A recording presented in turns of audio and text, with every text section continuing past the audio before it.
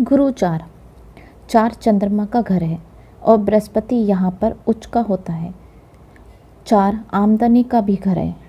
गुरु चार वाला व्यक्ति अपने ज्ञान को जितना बांटेगा उतना ज्ञान बढ़ेगा और उतनी आमदनी बढ़ेगी।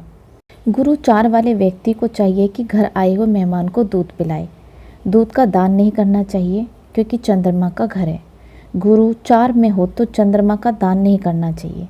गुरु ब्राह्मण है और चार नदी, नहर, समंदर है और यहाँ जीव है मछली, तो गुरु चार वाले व्यक्तियों को खास तौर पर मछली नहीं खानी चाहिए।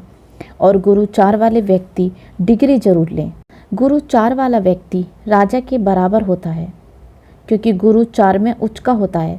अगर 2, 5, 9, 11, 12 में गुरु के दुश्मन ग्रह हो तो किस्मत मंदी होगी। इल्ज़ाम बहुत लगते हैं। अपने हाथों से अपनी नाव खुद डुबोने वाला होता है, मतलब खुद अपने हाथ से ऐसा काम करेगा कि बाद में ज़िंदगी भर उस काम को लेकर पछताएगा।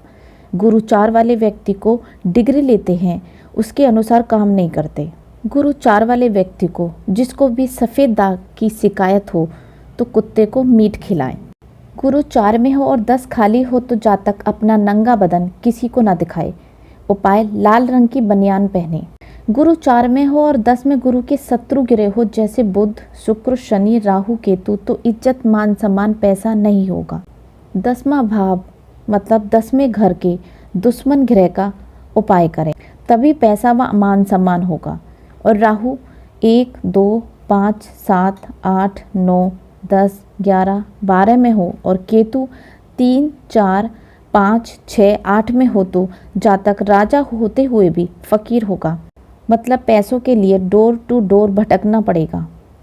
गुरु चार में हो, चंद्रमा मंदा हो यानी चंद्रमा 6, 8, 10, 11, 12 में हो तो चंद्रमा का फल अच्छा होगा, मतलब आमदनी अच्छी होगी मगर फिजूल खर्ची की कोई शर्त नहीं होगी। मतलब जातक खर्चीला होगा या किसी न किसी प्रकार से खर्चा करता रहेगा, पैसा जोड़ नहीं पाएगा, जैसे कि बच्चों की पढ़ाई पर खर्चा कर दे, कुछ खरीद ले। उपाय अपनी माता से चांदी लेकर अपने पास रखें और माता का आशीर्वाद लेता रहे। अगर जातक की माता बचपन में ही गुजर जाए और जातक पढ़ाई में रुचि रखने वाला हो तो पढ़ाई जरूर पूरी होगी। गुरु चार में हो और केतु अच्छे घर में हो जैसे कि 1, 2, 7, 9, 10, 11, 12 तो जातक अपना चाल चलन अच्छा रखेगा तो खुद की और खुद के बच्चों की शिक्षा पढ़ाई पूरी होगी। अगर केतु खराब हो जैसे 3, 4, 5, 6, 8 में हो तो पढ़ाई पूरी नहीं होगी, पढ़ाई में रुकावट आती रहेगी। गुरु चार में हो और बुध अच्छे घरों में हो 1, 2, 4, 5, 6, 7 तो जातक को सरकार से फ़ायदा होगा, अपने सीनियर से फ़ायदा होगा और जातक के पास पैसा बहुत होगा। अगर बुध मंदे घरों में हो जैसे कि 3, 8, 9, 10, 11, 12 तो सरकारी काम में नुकसान होगा या अपने सीनियर से नुकसान होगा।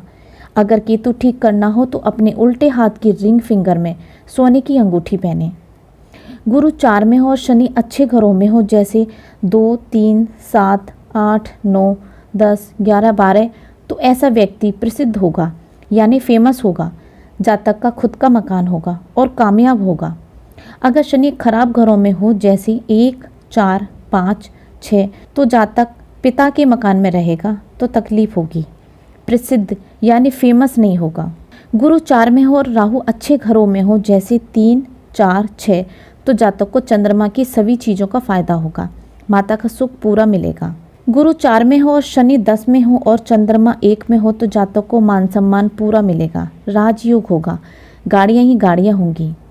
गुरु चार में हो, चंद्रमा 2 में हो और 10 खाली हो तो जातक खानदानी काम करेगा तो कामयाब होगा, ऐसा व्यक्ति राजा के समान होगा। अगर राजा नहीं हुआ तो जातक के भाई या दादा उच्च पद पर जरूर होंगे।